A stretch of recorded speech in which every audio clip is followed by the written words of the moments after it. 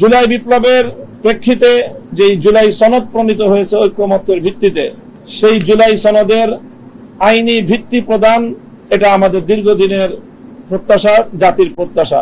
সেই আইনি ভিত্তি প্রদানের রূপরেখাও ইতিমধ্যে নির্ধারিত হয়েছে এবং সেই রূপরেখার ভিত্তিতে আজকে আমরা আপনাদের মাধ্যমে সমমনা দেশপ্রেমিক 8টি রাজনৈতিক দল থেকে আমরা স্পষ্ট ঘোষণা করছি, অনতিবিলম্বে জুলাই সনদ বাস্তবায়নের আদেশ জারি করতে হবে। জাতীয় নির্বাচনের পূর্বেই পৃথকভাবে জুলাই সনদ বাস্তবায়নে গণভোট আয়োজন করতে হবে। আর সংশোধিত যে আরপিও, সেই সংশোধিত আরপিও হুবহু বহাল রাখতে হবে। তার মধ্যে কোনো ধরনের বিয়োজন, পরিমার্জন অথবা কোনো ধরনের নতুন করে কোনো পরিবর্তন সেটা আমরা মানব না। এই বিষয়গুলো এখন আমাদের প্রধান, আমাদের গুরুত্বপূর্ণ বিষয়। অগ্রাধিকার ভিত্তিতে আমরা এই 3টি বিষয়কে জাতির সামনে উপস্থাপন করছি এবং এই বিষয়গুলো বাস্তবায়নের ক্ষেত্রে আমরা ধাপে ধাপে আমাদের পদক্ষেপ, আমরা প্রত্যেক দল নিজ নিজ দলীয় ভাবে এবং যুগপৎভাবে আমরা এই দাবিগুলো আদায়ের জন্য আমরা কর্মসূচি ঘোষণা করব, কর্মসূচি বাস্তবায়ন করব।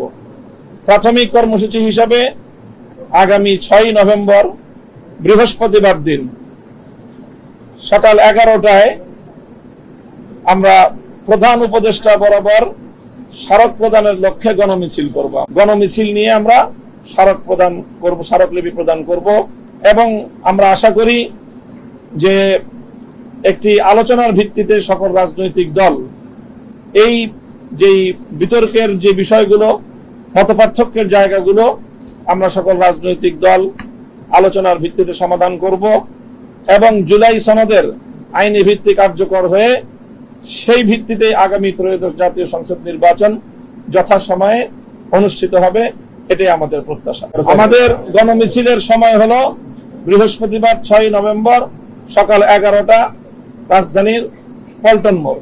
বিভিন্ন রাজনৈতিক দল ভিন্ন ভিন্ন গণমিছিল করে পল্টনে এসে আমরা একীভূত হব।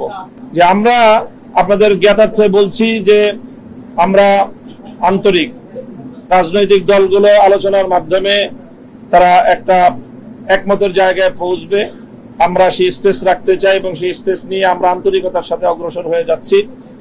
আমাদের পরবর্তী আগামী 11 নভেম্বর মঙ্গলবার দিন সমাবেশের কর্মসূচি আছে। যদি এর মধ্যে আমাদের এই দাবিগুলোর বিষয়ে যদি সন্তোষজনক কোনো অবস্থান গ্রহণ করা না হয়, অগ্রগতি না হয়, তাহলে সেই ক্ষেত্রে আমরা 11 নভেম্বর রাজধানীতে সমাবেশ করব ইনশাআল্লাহ। আমরা আমাদের সকল দাবিগুলি বহাল আছে। আমাদের এই দাবিগুলো আমাদের ওই 5 দফার মধ্যে অন্তর্ভুক্ত। সেখানে লেভেল প্লেইং ফিল্ড তৈরি করার জন্য আমরা মনে করি আরপিও সংশোধন, যে সংশোধিত আরপিও বহাল রাখা, এটা লেভেল প্লেইং ফিল্ডের জন্য অতীব জরুরি। জুলাই সনদ কার্যকর করার জন্য আদেশ জারি, অনতিবিলম্বে আদেশ জারি করা এবং জুলাই সনদ বাস্তবায়নের ক্ষেত্রে আমাদের এই গণভোট, পৃথকভাবে গণভোট অপরিহার্য। আমাদের যে পিআর বিষয়ে যে আলোচনা ছিল, সেই জায়গায় আমরা পরিষ্কার যে যদি জুলাই সনদ যথাযথভাবে বাস্তবায়িত হয় তাহলে উচ্চ কক্ষে পিআর পদ্ধতি এমনিতেই কার্যকর হচ্ছে। কাজে আমরা মনে করি যে আমাদের 5টি দফাই মূলত আমাদের 3 দাবির মধ্যে এটা অন্তর্ভুক্ত রয়েছে। আমাদের ইসলামী আন্দোলন, বাংলাদেশ জামাত ইসলামী সহ আমরা কয়েকটি উভয় পক্ষের পিআর চাই। দাবি হিসাবে আমাদের উভয়পক্ষের দায়িত্ব আমরা যারা চাচ্ছি সেটা অব্যাহত থাকবে, আর যারা উচ্চ পক্ষের দাবি করছেন তার সাথে পুরো জাতির সরকারও সেটা চাচ্ছে, সেটা সেইভাবে সনদের মাধ্যমে যদি এটা গৃহীত হয়, আদেশ জারি হয়, তাহলে এটা এমনিতে বাস্তবায়ন হয়ে যাবে। তো এটাই হচ্ছে আমাদের এখনকার স্ট্যান্ডিং।